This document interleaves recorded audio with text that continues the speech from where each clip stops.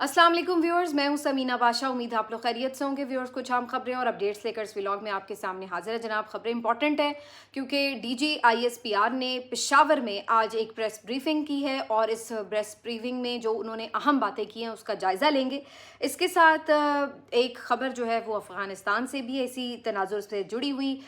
जो TLP का एहतजाज है उसने आज पाकिस्तान का क्या माहौल बना रखा है, इस पर भी बात होगी। और आखिरी खबर होगी डोनाल्ड ट्रंप के अरमान जो हैं वो आंसुओं में बह गए, इसके ऊपर भी थोड़ी सी बात कर लेंगे अगर वक्त बचा। काफ़ी कुछ है इस व्लॉग में। आपसे रिक्वेस्ट है कि चैनल को सब्सक्राइब कर लें अगर अभी तक सब्सक्राइब नहीं किया। तो सबसे पहले बात कर लेते हैं जी DGISPR की अहम तरीन प्रेस कॉन्फ्रेंस की। बेसिकली जब इस प्रेस कॉन्फ्रेंस के बारे में कल अनाउंसमेंट की गई थी तो बज़ाहिर ऐसा लगा कि कल रात जो एक वाक़या भी पेश आया काबुल में, उसके हवाले से शायद कोई तफसीलात फ़राहम की जाएंगी। दूसरा, हर रोज़ हम देख रहे हैं कि वाक़यात दहशतगर्दी के हो रहे हैं, ऑपरेशंस भी जारी हैं, तो शायद उनकी कोई ब्रीफिंग है जो बड़ी डिटेल्ड ब्रीफिंग है जिसको बताया जाएगा और आगे की मनसूबाबंदी और रोड मैप बताया जाएगा कि किस तरह से क्या प्लान है दहशतगर्दी के साथ निमटने के लिए, क्या करने जा रहे हैं। तो ये ऐसी एक्सपेक्टेशंस थी। लेकिन माज़रत के साथ मुझे तो ऐसा लगा कि आज की जो प्रेस ब्रीफिंग थी वो मजमूई तौर पर इमरान खान और सूबाई हुकूमत के ख़िलाफ़ थी।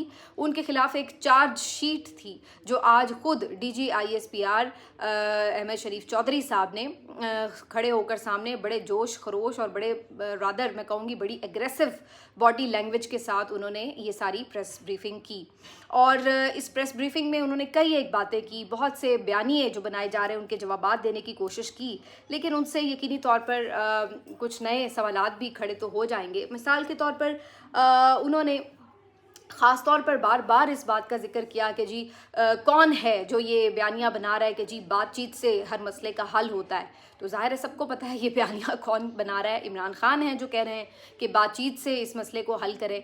तो वो आगे से कहते हैं DGISPR के जनाब, अगर हर मसले का हल बातचीत होता तो फिर ग़ज़वा बदर ना होता, ग़ज़वा ओहद ना होता, जंगें ही ना होती। ये जो इंडिया के साथ आपने लड़ाई लड़ी है वो भी लड़ने की क्या ज़रूरत थी, क्या उस वक्त भी हम बातचीत करते?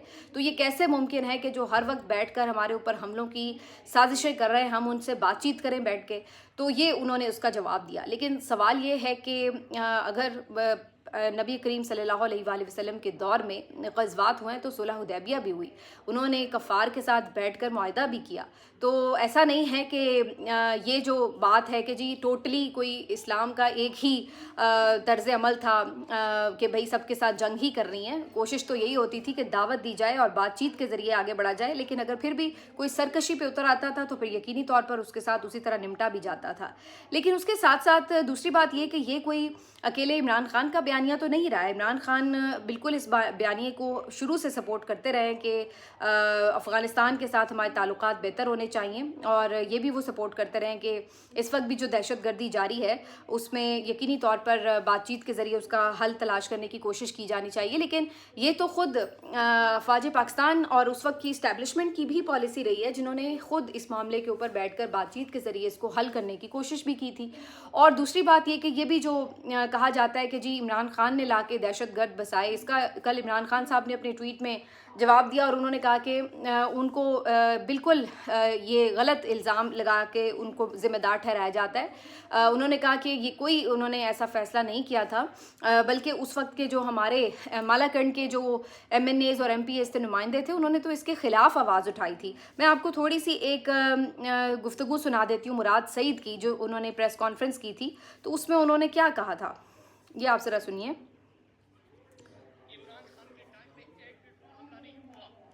पाकिस्तान में अमन आया, खुशहाली आई, तरक्की आई, लेकिन फिर जब रिजीम चेंज ऑपरेशन हुआ तो खदशात थे और हमने खदशात से आपको आगाह किया। 4-5 सवाल पूछे थे, मैं आज आपके सामने रखूंगा।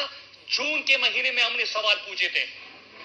पहला सवाल यह था कि क्या अफगानिस्तान आपने कोई डेलीगेशन भेजा है, और अगर भेजा है तो उसमें क्या मैंडेट है कि आपने उनको भेजा है? और मैंने सवाल उठाया कि नुमाइंदा तो मैं हूं, वोट तो हमने किया है, स्वाद से मैं मुंतखब हुआ हूं, मलाकन डिवीजन से हमारे MNAs है। तो जब हमारी सूबाई हुकूमत को इल्म नहीं है, हमारे MNAs को MPAs को इल्म नहीं है, तो हमारे बिहाफ पे कौन गया है वजीरिस्तान? तो क्या ये सवाल गलत था? एक सवाल ये था। दूसरा सवाल ये था कि क्या बॉर्डर हमने फेंसिंग की है, और जब फेंसिंग की है तो क्या उसके ऊपर पाकिस्तानी कौम का पैसा लगा है? और जब पैसा लग चुका है उसके ऊपर, तो वहां पे हम ये सरगर्मियां कैसे देख रहे हैं? डिफेंस मिनिस्टर से हमने सवाल किया क्योंकि आपकी जिम्मेदारी है, लेकिन डिफेंस मिनिस्टर ने जवाब में जुगते मारी, कोई तवज्जो नहीं दी। फिर तीसरा जब हमने सवाल किया कि बॉर्डर जब फेंसिंग हो चुकी है तो ये लोग कैसे आ रहे हैं, ये सरगर्मियां कैसे नजर आ रही है? फिर इसी तरह हमने मजीद वहां पे सवाल पूछे और ये भी सवाल पूछा कि क्या इस खित्ते में फिर एक नई जंग का आगाज हो रहा है? अब यहाँ पे वाज़े तौर पर मुराद सईद ये पूछ रहे हैं बल्कि कि भाई ये लोग कैसे आ रहे हैं और किसने जाके उनसे बातचीत की है, नुमाइंदे तो हम हैं, हमें तो किसी ने ऑन बोर्ड नहीं लिया। तो फिर ये बताइए कि अगर ये इमरान खान के दौर में हुआ था या इमरान खान का फैसला था, तो फिर इमरान खान का एक उस वक्त का मिनिस्टर, अब इस वक्त तो जब ये प्रेस कॉन्फ्रेंस की है मुराद सईद ने, उस वक्त वो मिनिस्टर नहीं रहे थे, तो फिर वो ये सवाल क्यों कर रहा था? वो तो खुद ये पूछ रहा है कि ये लोग कौन आ रहे हैं, किस तरह लाए जा रहे हैं, और वो ये भी पूछ रहे हैं कि जनाब फेंसिंग के बावजूद ये कैसे आ पा रहे हैं। और उन्होंने ये तक भी पूछा कि हमारे बगैर अगर कोई बातचीत भी इवन हो रही है तो हमारे बगैर कैसे हो रही है? क्या आप अमेरिका के अफगानिस्तान के विड्रॉल के बाद पाकिस्तान में और इस इलाके में, इस खित्ते में उनको असर रसूख चाहिए? क्या उनको यहाँ पे अड्डे चाहिए? क्या उनको एयर स्पेस दिया जाएगा? क्या यहाँ एयर स्पेस दिया जा चुका है? अगस्त का महीना आता है, अगस्त के महीने में इंटीरियर मिनिस्टर ये बयान देता है कि मजाक है। डिफेंस मिनिस्टर वहां पे जुगते मार रहा था, फॉरेन मिनिस्टर तो मार्को पोलो बन के पूरी दुनिया की चक्कर लगा रहा था। अच्छा, फिर इतना ही नहीं कि ये तो चलिए आप कह लें कि जी ये तो उनकी अपनी हुकूमत के लोग थे इसलिए उन्होंने झूठ बोला होगा या गलत बातें की हैं। खुद राना सनाउल्लाह साहब की हामिद मीर साहब के प्रोग्राम में एक मीडिया टॉक है, वो आप सुन लीजिए। उनका अपना ट्विटर पे ट्वीट मौजूद है जिसमें 2022 की मैं ये बातें कर रही हूँ जब इमरान खान साहब की गवर्नमेंट गिरा दी गई थी, और ये कोई टाइम पीरियड बनता है तकरीबन जून, जुलाई, अगस्त, सितंबर का, जहाँ पे ये सारी बातचीत हो रही है।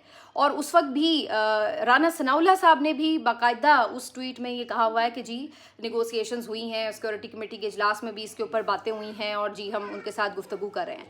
तो भाई ये सब कुछ तो इमरान खान के जो हुकूमत है उसको गिराने के बाद शुरू हुआ, लेकिन इसको बड़ी होशियारी से इसका जो इल्ज़ाम है इस वक्त की हुकूमत भी जो है वो इमरान खान पर लगा देती है कि जी वो इमरान खान के दौर में हुआ। हालांकि मज़े की बात ये कि अगर आप फैक्ट्स एंड फिगर्स चेक करें तो जो इमरान खान के दौर के 3 साल थे वो पाकिस्तान के पिछले 10 सालों में सबसे पुरअमन साल थे, क्योंकि उस दौरान कोई ज़ीरो ड्रोन अटैक था, कोई ड्रोन अटैक नहीं हुआ, दहशतगर्दी के वाक़यात में खातिर ख्वाह कमी आई। आज DGISPR कह रहे हैं कि जी खैबर पख्तूनख्वा में इसलिए ज़्यादा दहशतगर्दी है क्योंकि यहाँ पर बैड गवर्नेंस है, पंजाब और सिंध में इसलिए दहशतगर्दी नहीं है क्योंकि जी वहाँ पे गुड गवर्नेंस है। तो भाई पहली बात यह है कि इमरान खान के दौर में तो फिर ज़ाहिर है वो तो प्राइम मिनिस्टर थे, 2 सूबों में उनकी हुकूमतें थी, तो फिर उस वक्त कितनी ही गुड गवर्नेंस होगी जो किसी भी सूबे में, इवन खैबर पख्तूनख्वा में भी उस तरह की दहशतगर्दी नहीं थी। तो फिर ये एक बयानिया बनाना कि जी सिर्फ इस सूबे में इसलिए है क्योंकि जी यहाँ पे बैड गवर्नेंस है, और फिर साथ में उन्होंने एक बड़ा सीरियस एलिगेशन लगाया कि जी यहाँ पे सियासी गठजोड़ है। यानी वो इस दूसरे अल्फाज में इसको यूं कहा जा सकता है कि बज़ाहिर उन्होंने ऐसे कहा कि जी सियासी हुकूमत जो है वो पुश्त पनाही कर रही है और उसके ऊपर सियासी बयानिया बनाया जा रहा है, और इस वजह से जो है दहशतगर्दों के लिए एक यहाँ पे जो एक नरम गोशा है वो पैदा होता है, और इस वजह से जो लोग यहाँ पर मौजूद हैं उनको भी सियासत के लिए इस्तेमाल किया जाता है। तो ये DGISPR साहब के बहुत संगीन और सीरियस एलिगेशन थे, लेकिन हकाइक अगर इसके ऊपर आप देखें तो जो फैक्ट्स एंड फिगर्स हैं वो तो ये बताते हैं कि इमरान खान के दौर में तो दहशतगर्दी कम हुई थी, नंबर 1। नंबर 2 ये कि अगर उसके बाद कोई ऐसा फैसले हुए हैं और दहशतगर्दों को ला के बसाया गया है, कुछ भी किया गया है, तो फिर उसके ऊपर जो है उनके वज़रा उस वक्त के प्रेस कॉन्फ्रेंस क्यों कर रहे थे और क्यों वो इसके ऊपर सवाल उठा रहे थे। और मुराद सईद तो ऑन रिकॉर्ड इसके ऊपर कई बार ना सिर्फ ये कि प्रेस कॉन्फ्रेंस कर चुके थे बल्कि उन्होंने अमन मार्च भी किए थे, और वो थ्रू आउट करते चले जा रहे हैं। तो ये कुछ सवाल हैं जो यकीनन जवाब तलब है। फिर डिफेंस जो किया गया, जो एक फेंसिंग की गई, उसके ऊपर भी उन्होंने कहा कि जी हर जगह पे हमारा जो सिक्योरिटी पर्सनल है वो मौजूद नहीं हो सकता। ये बात उनकी ठीक है कि अगर इतनी लंबी बॉर्डर है और उसके ऊपर हर जगह पे तो बॉडी जो कोई भी आपका सिक्योरिटी पर्सनल है वो खड़ा नहीं हो सकता। तो फिर सवाल ये भी उठता है कि फिर ये फेंसिंग की ही क्यों गई? अगर इस फेंसिंग से रुकना ही नहीं था किसी ने और बंदों को खुद पर्सनली खड़े होकर ही रोकना था, तो फिर फेंसिंग के ऊपर इतनी मेहनत और इतना पैसा भी क्यों लगाया गया?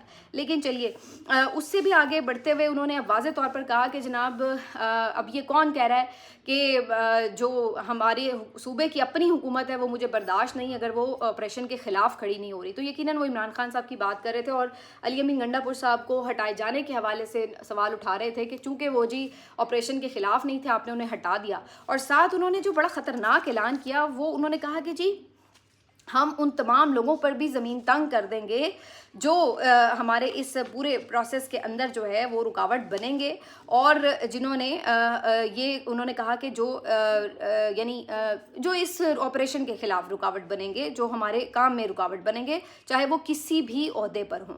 تو یہ ایک ڈائریکٹلی ایسا لگ رہا ہے کہ جو آنے والی حکومت ہے جس کی بھی بنے چیف منسٹر جو بھی بنے ان کو بھی یہ بات ایک طرح سے وارننگ دے کر کی گئی ہے کہ جناب اگر آپ ایک ڈفرینٹ پالیسی کے ساتھ آئیں گے تو پھر آپ کے لیے بھی مشکلات کھڑی کی جائیں گی. اور وہ تو ہم سن رہے ہیں کہ جس طرح کل وفاقی حکومت نے صوبائی حکومت کے اوپر آ کے ڈکٹیشن دینے کی کوشش کی کہ جی اس کو نہ بنائیں اور اس کو بنائیں. تو یہ انہوں نے بات کی. پھر ایک اور جو انہوں نے بات کی کہ جناب فرد واحد کو یہ حق حاصل نہیں ہے کہ وہ بیٹھ کر عوام کے مفاد کا سودا کرے یا کچھ. بھئی پہلی بات تو یہ کہ وہ فرد واحد نہیں ہے. وہ فرد واحد اس لیے نہیں ہے کیونکہ اس کو کروڑوں ووٹ پڑے. تو جب کسی لیڈر کو سیاسی لیڈر کو کروڑوں ووٹ پڑتے ہیں اور اس کے پیچھے کروڑوں عوام ہوتے ہیں تو وہ پھر فرد واحد نہیں رہتا, وہ عوام کی نمائندگی کرنے والا ایک شخص ہوتا ہے. تو وہ عوام ہی ہوتا ہے. اگر آپ یہ کہہ رہے ہیں کہ وہ فرد واحد ہے تو کوئی فرد واحد تو تب ہونا کہ جی جس کو مینڈیٹ نہیں ملا ہوا لیکن وہ اپنی مرضی سے ملک چلانے کی کوشش کر رہا ہے تو پھر تو آپ یہ کہہ سکتے ہیں کہ جی وہ فرد واحد ہے. یہی بات تو عمران خان ویسے کہتے ہیں کہ فرد واحد کو کوئی حق نہیں ہے کہ وہ اپنی مرضی کے فیصلے کرے.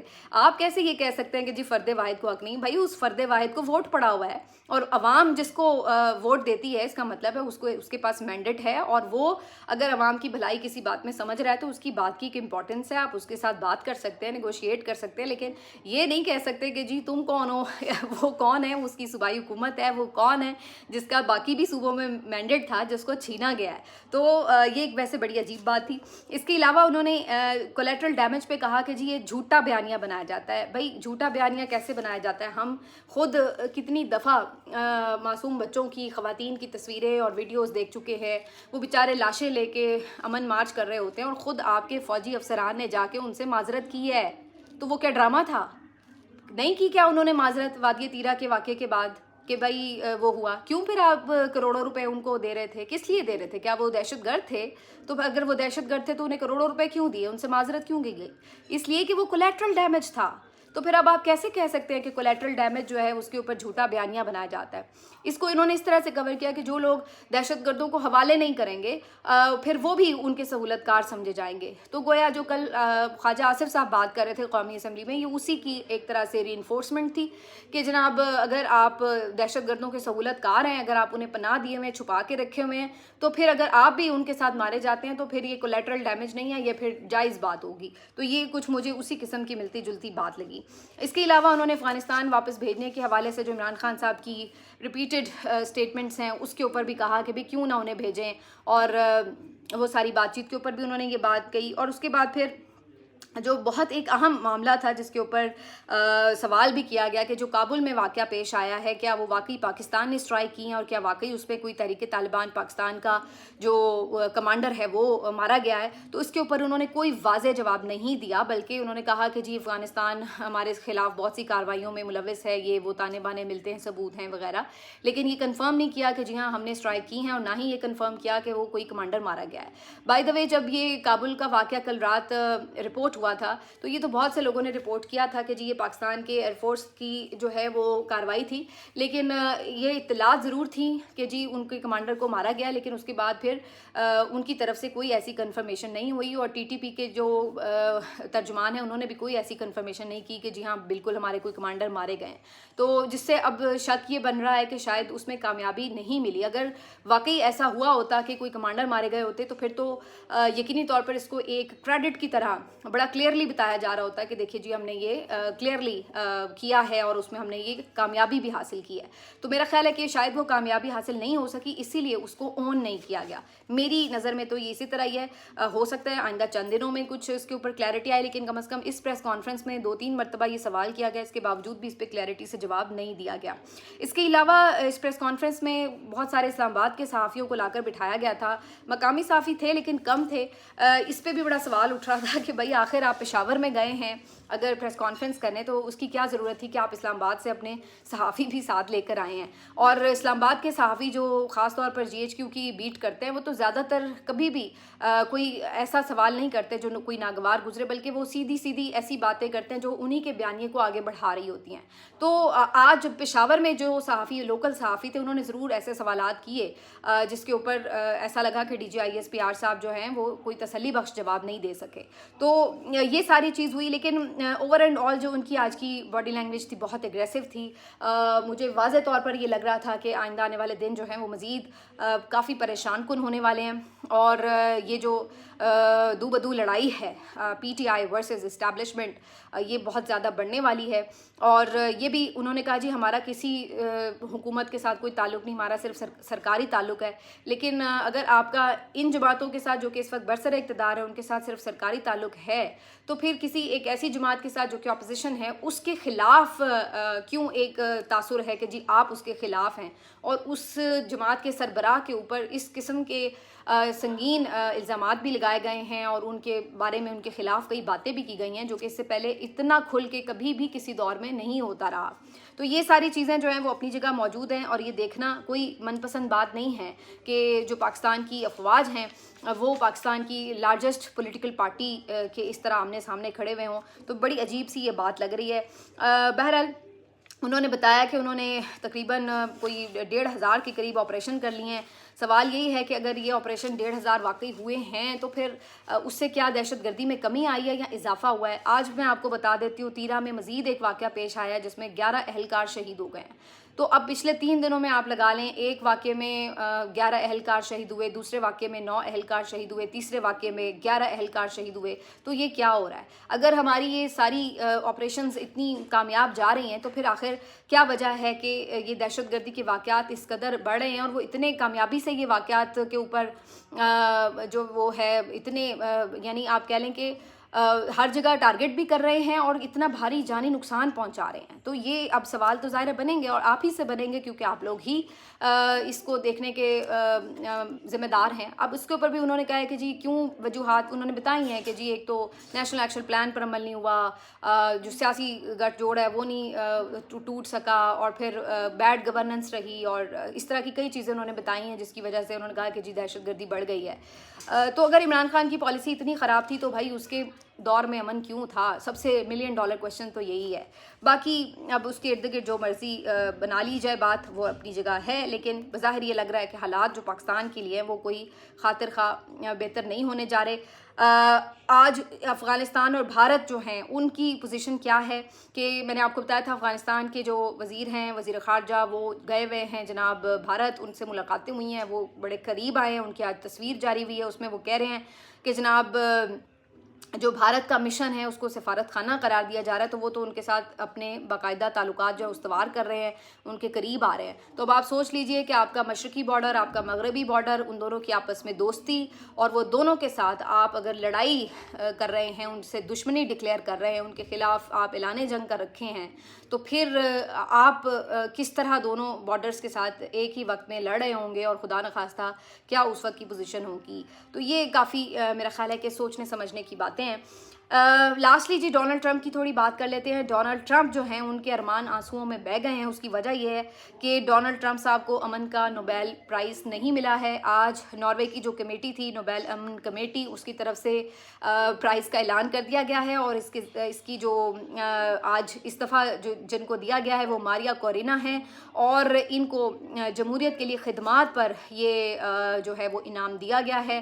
وینزویلا سے ان کا تعلق ہے. اچھا میں جب ان کے بارے میں پڑھنے لگی تو ابھی میں نے ان کا نام نہیں پڑھا تھا، اوپر جو میں کچھ چیزیں پڑھ رہی تھی تو اس میں پتہ چلا کہ جی ان کی پارٹی کو جو ہے وہ الیکشن لڑنے سے روکا گیا، رکاوٹیں ڈالی گئی، ان کے ساتھیوں کے اوپر کریک ڈاؤن کیا گیا، گرفتاریاں کی گئیں، پھر ان کا مینڈیٹ جو ہے وہ چرا لیا گیا اور ان سے مینڈیٹ چھین لیا گیا. اور میں یہ پڑھی ہوں، میں نے کہا بھائی کس کا نام دے دیا آخر میں نوبیل والوں نے؟